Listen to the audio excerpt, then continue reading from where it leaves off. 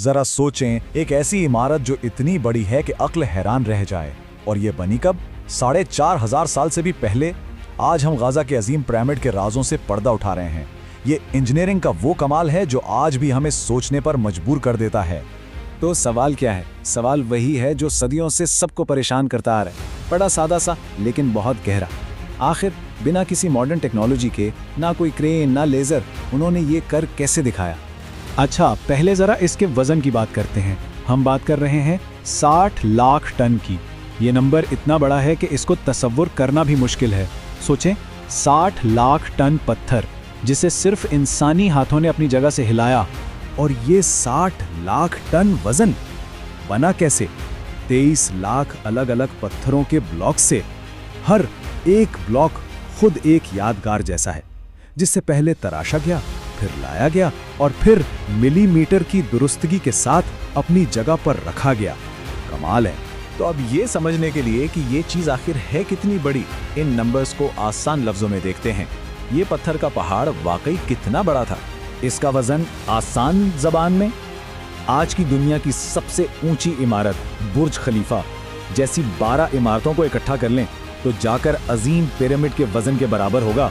और याद रखें, ये सब कुछ बिना स्टील या मॉडर्न कंक्रीट के किया गया था। और ये सिर्फ ऊपर ही नहीं जा रहा, ये फैला हुआ भी है।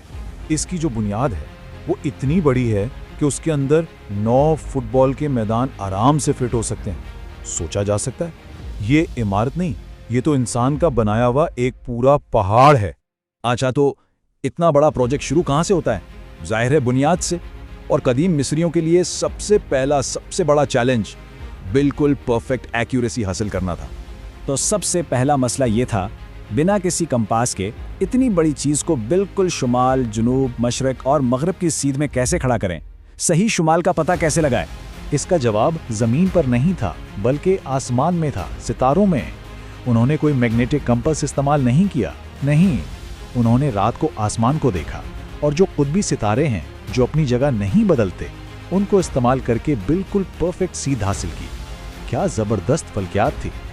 ठीक है, सिमत तो सेट हो गई। अब अगला मसला, 13 एकड़ की ज़मीन को सिर्फ सादा से औजारों से बिल्कुल हमवार कैसे बनाएं? यहाँ उनका तरीका सादा सा था लेकिन इतना ज़हीन। उन्होंने क्या किया कि पूरी जगह पर नालियाँ खोद दी, फिर उन नालियों को पानी से भर दिया। अब पानी की सतह तो हमेशा बिल्कुल बराबर होती है ना, बस उस पानी की लकीर को गाइड बनाया और जो भी ज़मीन उससे ऊपर थी उसे काट कर निकाल दिया। समझे कि दुनिया का सबसे बड़ा वाटर लेवल बना लिया। तो बुनियाद तैयार हो गई।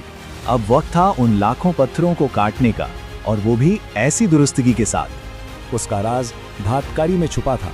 मिस्री लोग इसमें माहिर थे। उन्हें पता था कि खालिस तांबा यानी प्योर कॉपर बहुत नरम होता है, तो उन्होंने इसमें आर्सेनिक मिलाया और एक बहुत ही मजबूत मुरक्कब बनाया। एक ऐसी धात जो इतनी सख्त थी कि चूने के पत्थर को आराम से काट सके। लेकिन ठहरें, चूने का पत्थर तो फिर भी आसान काम था। असल चैलेंज था ग्रेनाइट। पिरामिड के अंदर जो खास कमरे थे उनके लिए ग्रेनाइट इस्तेमाल हुआ। ये पत्थर इतना सख्त है कि आजकल की मॉडर्न मशीनों को भी इसे काटने में पसीने आ जाते हैं। तो उन्होंने इसको कैसे काटा? यहाँ उनका हल अजीम लेकिन शानदार था। उन्होंने एक आरी इस्तेमाल की, लेकिन उस आरी के दांत नहीं थे। जी हाँ, ये बस तांबे की एक बड़ी सी पट्टी थी। वो उस पट्टी को पत्थर पर आगे पीछे रगड़ते थे और साथ साथ उस पर क्वार्ट्ज की रेत डालते रहते थे। रेत ने आहिस्ता आहिस्ता रगड़ कर उस सख्त पत्थर को काट दिया। सोचें कितना सब्र और दिमाग लगा होगा इस काम में। चलें जी, पत्थर कट गए।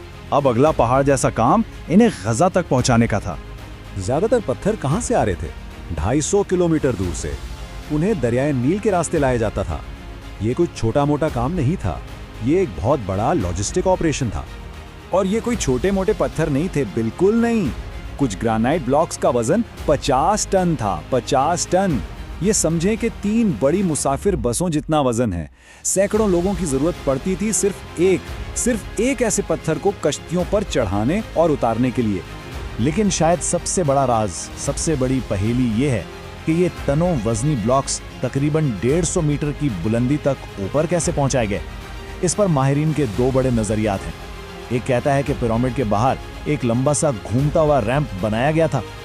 दूसरा नजरिया कहता है कि नहीं, रैंप पिरामिड के अंदर ही जिगजैग तरीके से बनाए गए थे।